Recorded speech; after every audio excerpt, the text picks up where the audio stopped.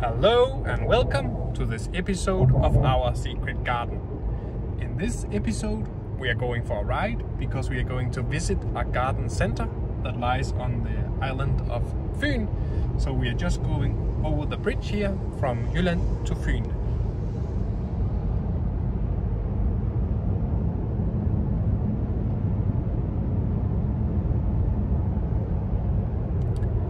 And the garden center we are going to visit is producing finished hedges that you can buy and set up in your own garden, so to make a finished look right away. We are very excited about it and we are going to see if we are going to buy a hedge there. So welcome here and we will show you the garden center in just a moment.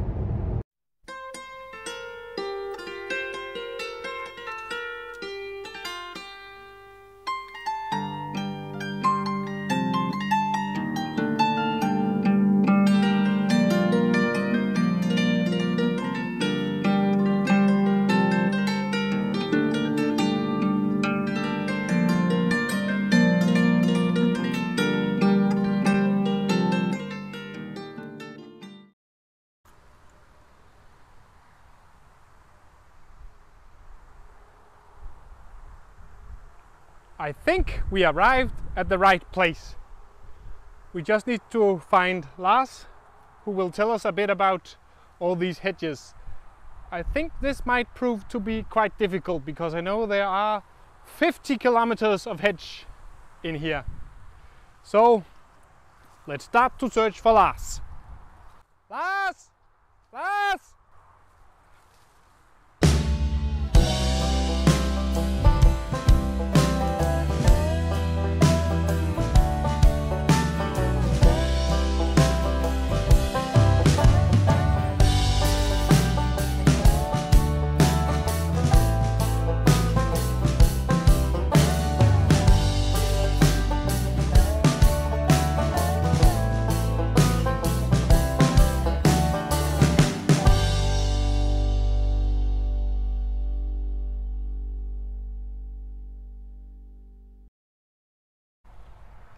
Jamen, tak fordi vi måtte komme og besøge dig, Lars. Jamen, det er absolut velkomne til dig.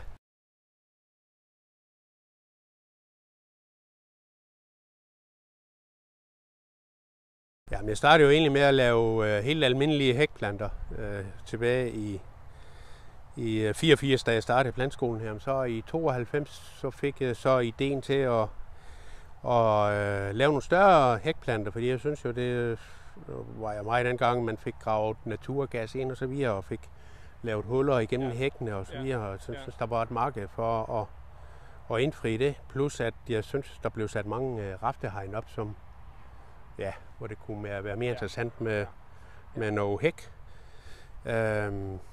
Ja, og så startede jeg sådan så småt op, og så har det egentlig, har vi haft rimelig medvind igennem årene med det produkt der.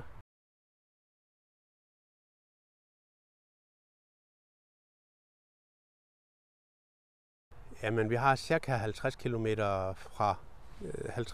under produktion fra de mindste størrelser og så op til de store planter her.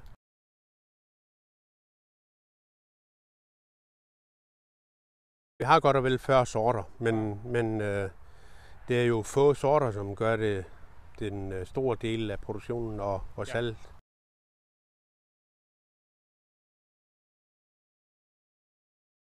Jamen, det er jo, at du kan få lukket af både for vind og for indkig.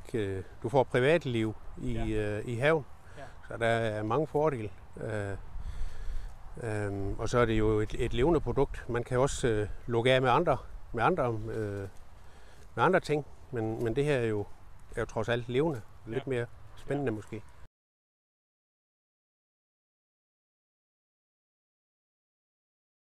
Det er selvfølgelig dyrere end de små planter, og det kan man jo godt kalde en ulempe jo.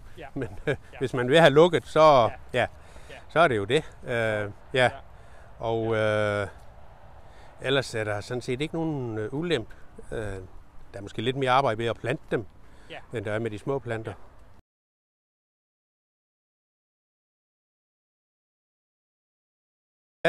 Det er jo bøger og leguster, der er de to store, og de er sådan nogenlunde lige store. Ja, det er de. Og så er det som sagt laurbærkirsebær er på vej ind. Ja. Eller det har den været i senere år. Ja. Ja. Og så er der avnbøg, den er jo så også ret populær. Ja. Og så er der jo en masse sorter, som egentlig er spændende, men som bliver solgt i mindre mængder. Ja. Ja. Hvis man nu ønsker, at der skal være blomster i sin hæk, så er det jo typisk andre ting, man vælger. Ja. Ja. Det kan være spirea, det kan være bærmispel, det kan være surbær og forskellige ting. Ja. Og dem har I også på hjemmesiden der? Det har vi også, ja.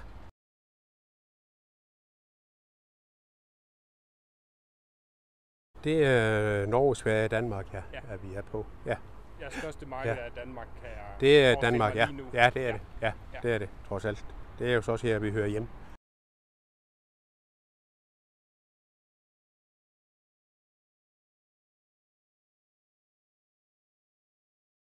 Jamen altså, hvis man kommer helt op i det koldeste, hvor det er muligt at plante, jamen, så er det jo blandt andet lind. Avnbøg går et stykke deroppe, men lind er en god ting. Og gran er også en god ting. Ja. Det er sådan set de to mest hårdføre. Ja. Man skal i hvert fald overveje, hvad man planter. Det skal man altid gøre. Ja. Det skal vi også i Danmark. Skal man også lige tænke over, hvor er det, man bor. Der er nogle af de ting, vi har, som stadigvæk kan være lidt farlige inde i landet. Altså er vi ude ved kysterne, så kan det stort set gå det hele. Ja. Men bor man et sted, hvor det er koldt, så skal man overveje, hvad det er, man planter.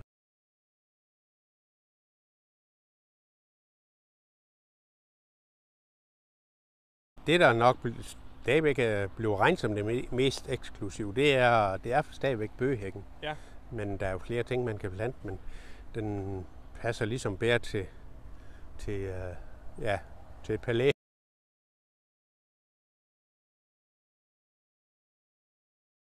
Jamen, det er jo fint at plante om efteråret, men det kan også lade sig gøre det i løbet af vinteren. Ja. Og det kan lade sig gøre om foråret, og det kan sågar lade sig gøre om sommeren også. Der er bare lidt forskellige forhold. Man skal jo altid vande sin hæk det første år efter den er plantet. Ja. Men planter man her om efteråret, jamen så der skal der ikke vandes så meget omkring plantningen. Der skal måske lige vandes en enkelt gang eller 2 gange her i efteråret, og så skal den jo så selvfølgelig ikke vandes om vinteren. Og så skal den så have vand til foråret igen. Planter man om vinteren, jamen så skal man jo egentlig bare plante. Og planter man om foråret, så skal man, jo længere man kommer hen på foråret, og jo længere dagene bliver, og jo højere solen står, jo mere skal man passe på, at man får dem plantet hurtigt og får dem vandet hurtigt. Ja. Og når så først de står der, jamen, så skal de vandes uanset hvornår de er blevet plantet. Ja, om det er efterår, vinter eller forår. Så skal de have vand det første år, indtil de bliver etableret.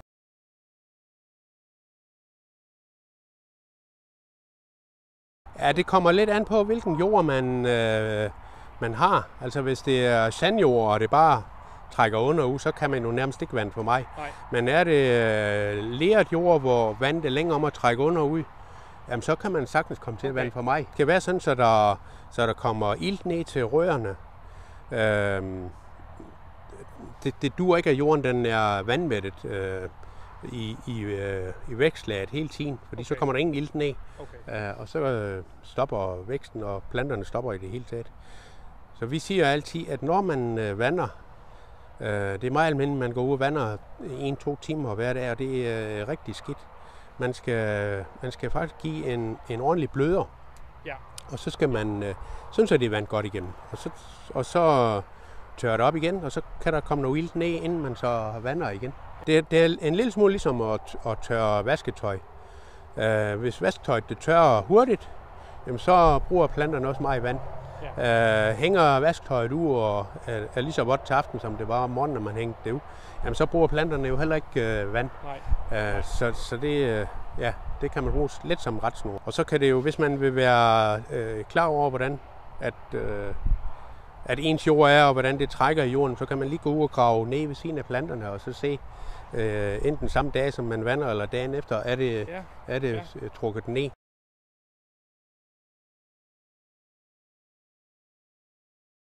Ja, det kommer jo lidt an på, hvor stræt man vil have sin hæk. Vil man have den står stræt hele tiden, jamen, så skal man jo klippe 2-3 gange om året. Vil man sige, at jeg vil kun klippe 1 gang om året, så anbefaler jeg generelt, at man planter eller man klipper i vinterhalvåret. Okay. Ja, og så kommer den med den nye vækst året efter. Ja. Men ellers er det der er meget almindeligt, det er jo egentlig at klippe til Sankt Hans, og så klippe til vinter igen. Ja. Altså 2 gange om året. Ja. Ja. Så er der jo nogle af de der spirea, bærmispel, surbær og syrener og hvad der nu kommer eller kan komme med blomster. Der skal man jo egentlig klippe lige efter blomstringen, og så kun den 1 gang om året. Så når de sætter gren ud, og der kommer blomster på om foråret der, og så klipper man igen derefter. Så 1 gang om året med dem, hvis man vil have blomster på dem. Okay. Ja, der er mange spirea fanhuti for eksempel, den er der rigtig mange, der har dem stående som klippehæk, hvor der så aldrig kommer blomster på dem, og det er jo fint nok, og der klipper man så 2 gange om året. Vil man gerne have blomster på, så er det 1 gang efter blomstringen, at man klipper. Ja.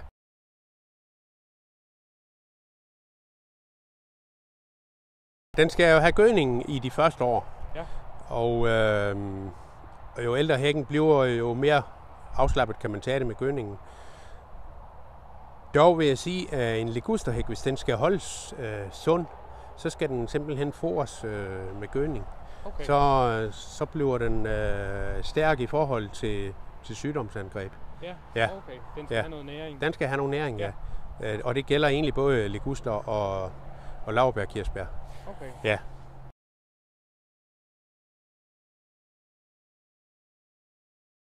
Det er en almindelig NPK-gødning 14-3-15 eller noget lignende. Kan jeg faktisk have en 2-3 gange, og især ligusterne, der vil jeg jo faktisk sige, at man bør næsten give den en gang hver måned. Men i det hele taget, når man skal have planterne godt etableret, så skal de fores der i starten. De skal have spise. Ja, det skal de. Det er ligesom os. Ja, det er det. Det er det faktisk. Ja.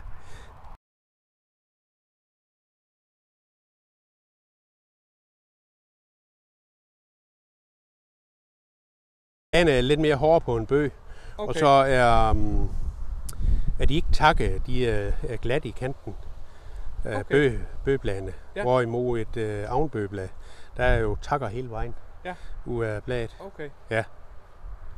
Avnbøgen er jo en lidt speciel plante på den måde, at cirka halvdelen af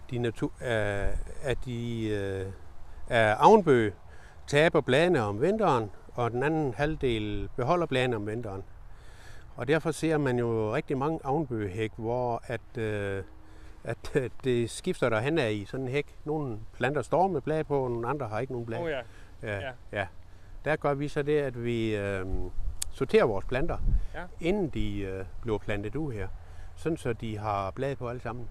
Eller vi kan levere dem med blade, så de er ensartet. Vi kalder dem vinterpremium.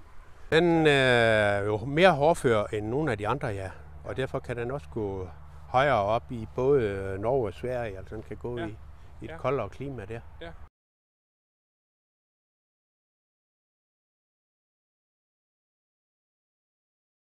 En hel del af vores hæk, der godt kan få lov til at gro vildt. Ja. Det kan inspirere fanhuti, du kan klippe den, men du kan egentlig også bare lade den stå til en lang hæk, der bliver 2 meter bred, eller hvad? Så får du en meget bred hæk, men så og så får du også nogle blomster i den. Ja. Hvorimod, når du klipper den, så kan det være lidt mindre glæde, du får ud af blomsterne.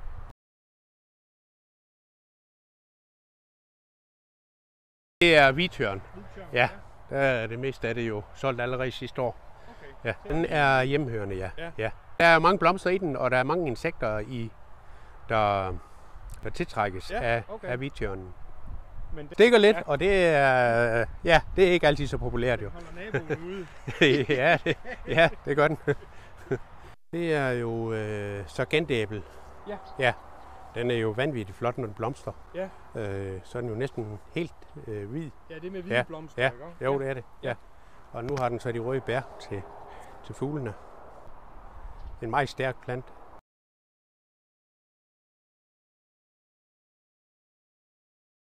Jamen, det er bøgen. Det er det. Ja, det er det. Ja, det er det.